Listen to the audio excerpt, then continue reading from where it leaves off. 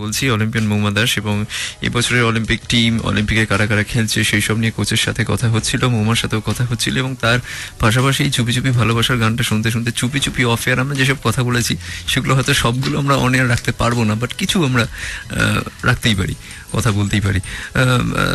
আমি প্রথমেই কোচকে জিজ্ঞেস করবো, দেবব্রত দাকে জিজ্ঞেস করবো যে এই বছরে আপনি বলছিলেন অলিম্পিকের দলটা খুব স্ট্রং, একটু বিশ্লেষণ করুন।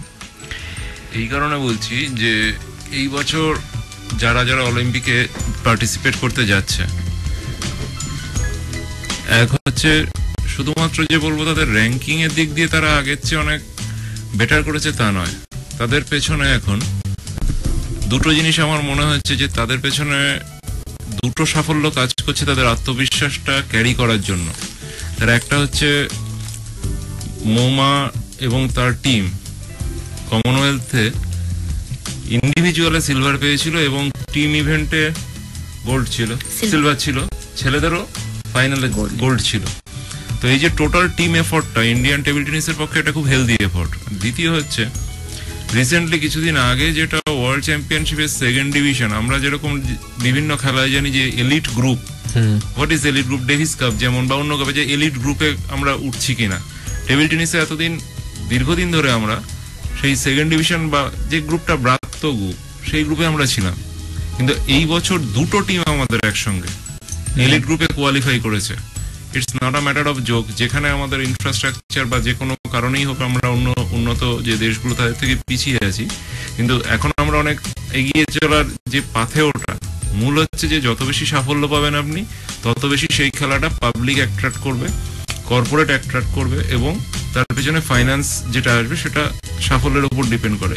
এই বছর ভারতবর্ষের টেবিল টেনিস ইতিহাসে ছেলে এবং মেয়েদের টিম দুটো একসঙ্গে ওয়ার্ল্ড গ্রুপে কোয়ালিফাই করে গেছে। এবার এখান থেকে আমাদের আশা করা যায় যে ভারতবর্ষের টেবিল টেনিস উত্তরণের পথে এক ধাপ এগিয়ে আসবে, আরো এগোবে, এবং এই র্যাঙ্কিংটা ধীরে ধীরে আমরা টপ 16-এর দিকে নিয়ে যেতে পারবো। এটা সারা ভারত জুড়েই এটার কাজ চলছে, বিভিন্ন জায়গায় অর্গানাইজেশন, তাদের কোচ, কর্মকর্তা সবাই মিলেই কাজটা করছেন, এবং এই যে রেজাল্টটা দিয়েছে এবার ভারতবর্ষের ছেলে এবং মেয়েদের টিম, আশা করা যায় যে এই অভিজ্ঞতাটা, এই যে আমরা ওয়ার্ল্ড লেভেলে অন্য টিমগুলোকে বিট করতে পারি, আমরাও এলিট গ্রুপের অংশ, এই যে বিশ্বাসটা ছেলেদের মেয়েদের মধ্যে এসছে, আশা করা যাচ্ছে যে এটা অলিম্পিকেও কিছুটা এফেক্ট তো ফেলবেই।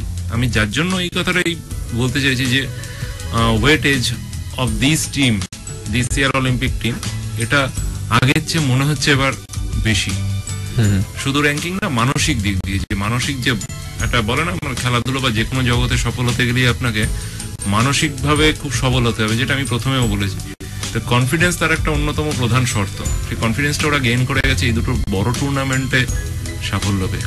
তো এখন শুধু এগিয়ে যাওয়ার পালা, অ্যাটলিস্ট চেষ্টা।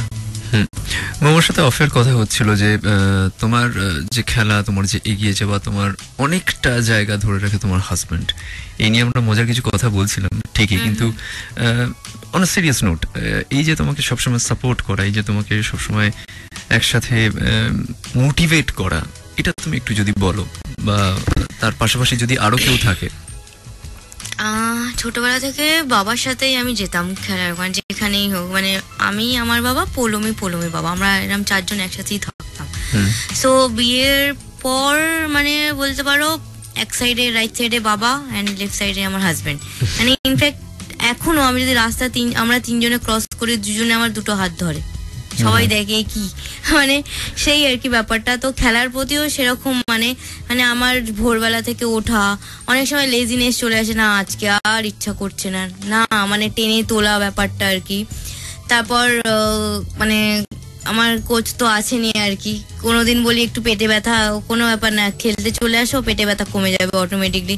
তারপর তো কিছু হলেই আমার হাজবেন্ডকে বলি আজকে ইচ্ছা করছে না, হ্যাঁ আমি কাকুকে ফোন করে দিয়েছি অলরেডি, কাকু এক্ষুনি তোমায় ফোন করবে আর কি, সাথে সাথে মানে একদম আর কি।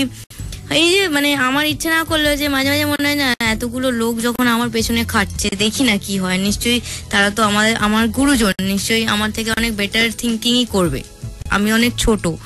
সো মাঝে মাঝে সব প্লেয়ারই হয় এটা, একটু লেজিনেস। হ্যাঁ আমি তখন বলি আমার আমার ফ্রেশ করার জন্য নিজের মাথাটাকে আর কি সবসময় আমি সিনেমা দেখতে প্রচন্ড ভালোবাসি, আর যেটা আমার বর একদম ভালোবাসতো না, বাট আমার পাল্লায় পড়ে এখন আমরা দিনে 2 থেকে 3টে সিনেমা দেখি, কারণ অনলি সানডে অফ পাই, ঠিক আছে, তো এই ব্যাপারটা হয়, তো এটা খুব এনজয় করে। ও বলে আমি বিয়ের পর পুরো চেঞ্জ হয়ে গেছি।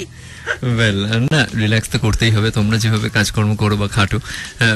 ফেভারিট স্টার্স তোমার cinema movie stars? Shahrukh Khan. ওহ, তাহলে তো আর কোনো কথাই নেই।